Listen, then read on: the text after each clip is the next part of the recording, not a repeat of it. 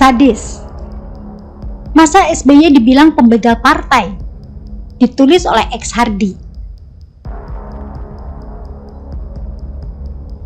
Seperti yang kalian tahu, Demokrat sedang diserang dari dua sisi, yaitu dari kubu KLB yang mengajukan PK dan satu lagi dari kubu Anas yang katanya punya kartu as untuk menghancurkan Demokrat bersama dengan mimpi AHY untuk jadi cawapres. Demokrat versi KLB menunjuk Muldoko sebagai ketua umum.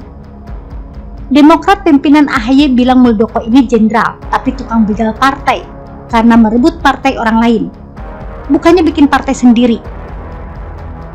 Tapi siapakah yang sebenarnya lebih berhak menyandang gelar sebagai pembegal partai? Masing-masing pihak punya argumen sendiri. Demokrat versi KLB lalu menyerang balik Demokrat versi AHY.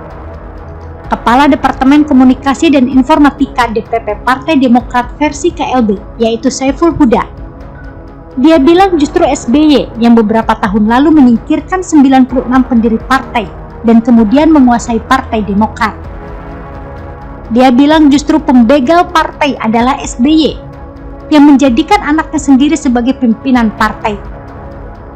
SBY, AHY dan Ibas yang gak tahu malu menguasai posisi penting atau pucuk pimpinan Partai Demokrat. AHY jadi ketua umum Demokrat. AHY lalu menunjuk adiknya Ibas jadi salah satu wakil ketua umum. Ibas juga jadi ketua fraksi Demokrat DPR periode 2019 sampai 2024. Sesudah itu, AHY tunjuk bapaknya sendiri sebagai ketua Majelis Tinggi Partai Demokrat. Kenapa AHY harus tunjuk SBY sebagai ketua Majelis Tinggi? Karena jika Demokrat mau gelar KLB, maka salah satu syaratnya adalah harus ada restu dari Majelis Tinggi Partai.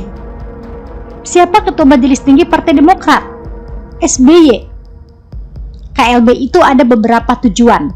Entah itu memilih ketua umum atau karena ada event besar yang terkait dengan internal partai. Kalau KLB harus disetujui SBY, kira-kira SBY mau nggak mengizinkan KLB yang sekiranya bisa mengancam posisi AHY? Bapak pasti sayang anak dong. Mana mungkin SBY jatuhkan anaknya sendiri? Makanya ini namanya saling melindungi. AHY tunjuk bapaknya supaya bapaknya melindungi dia saat ada masalah. Makanya cara ini hanya menguntungkan keluarga SBY sendiri. Wajar kalau Demokrat disebut sebagai partai keluarga Cikeas. Saya kasih satu contoh kasus. Sebelum ada KLB di Deli Serdang, ada banyak kader yang gak puas dengan kepemimpinan AHY. Contohnya saat pemilihan ketua DPP Demokrat Sulawesi Selatan. Jadi ada dua orang kandidat, saya tidak ingat namanya, tapi anggap saja A dan B. Dua kandidat ini memperebutkan 26 pemilih yang terdiri dari 24 suara DPC dan 1 suara DPD, dan 1 suara DPP. Hasilnya A dapat 16 suara, B cuma dapat 9 suara, 1 suara abstain. Seharusnya A menang karena dapat lebih banyak dukungan, tapi AHY malah menunjuk B sebagai pemenang. Logikanya, ada kompetisi, tapi yang kalah jadi pemenang karena keputusan sang pemimpin.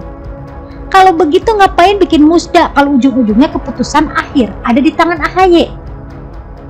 Namanya saja Partai Demokrat, tapi nggak demokratis. Memilih petinggi atas dasar kemauan sendiri, bukan hasil pemilihan. Ini cuma satu contoh dari ketidakpuasan terhadap AHY. Jadi wajar kalau misalnya ada aspirasi untuk menggelar KLB sebagai kritik terhadap AHY. Alasan lain KLB mau digelar adalah karena AHY disebut menarik uang setoran dari para pengurus partai dan para bakal caleg mulai dari daerah hingga pusat. Dan katanya, iuran itu nggak pernah terjadi di zaman ketua umum Demokrat sebelumnya. Mereka minta KLB digelar, kira-kira AHY mau nggak? Ya pasti nggak mau lah, karena posisinya bisa goyang.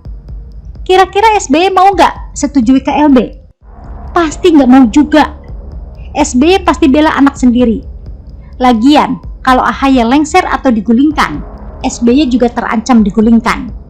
Nggak lucu dong, bapak sama anak sama-sama terguling-guling. Makanya, ketika Demokrat versi KLB terbentuk, AHY tinggal bilang KLB itu tidak sah dan ilegal karena nggak ada persetujuan dari bapaknya sendiri. Ini kayak lingkaran yang gak ada ujung pangkalnya. AHY dan SBY berhasil menggenggam Partai Demokrat dan menjadikannya kayak partai milik pribadi. Ada satu lagi bukti. Salah satu politikus dari Demokrat versi KLB pernah memutar satu potongan video dari SBY. Di video itu, SBY mengaku dia bukan pendiri Partai Demokrat. Dia hanya mendorong lahirnya Partai Demokrat. Selain itu, salah seorang pendiri Partai Demokrat, Ki Ageng Noto, dia juga bilang SBY bukan pendiri Partai Demokrat. Masing-masing kubu, yaitu Demokrat versi AHY dan versi KLB, saling menuduh siapa yang jadi pembegal partai. Saya kembalikan ke kalian untuk menilai siapa yang lebih cocok jadi pembegal Partai Demokrat. Yang jelas, Demokrat saat ini sedang goyang dan terombang-ambing. Bukan cuma oleh PK yang diajukan kubu Muldoko, tapi juga ada Anas Urbaningrum yang katanya ada agenda khusus dengan SBY. Agenda khusus apa yang dimaksud? Ada beberapa kemungkinan. Anas ini pernah jadi ketua KPU periode 2001 sampai 2005, lalu menjadi kader Partai Demokrat. Bukankah ini aneh? Inilah yang kemudian dianggap banyak orang sebagai indikasi kecurangan pemilu di era SBY. Selain itu, Anas masuk penjara 8 tahun karena kasus Hambalang.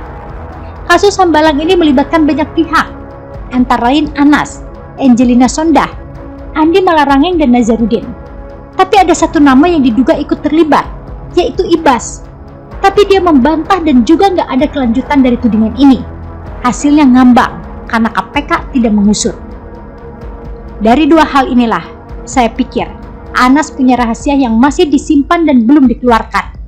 Yang kalau sampai dikeluarkan, maka Demokrat bakal hancur dan tidak bisa ikut pemilu lagi.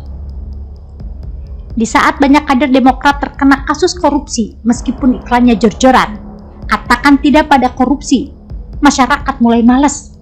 Demokrat pelan-pelan turun kelas, dari partai penguasa menjadi partai hore.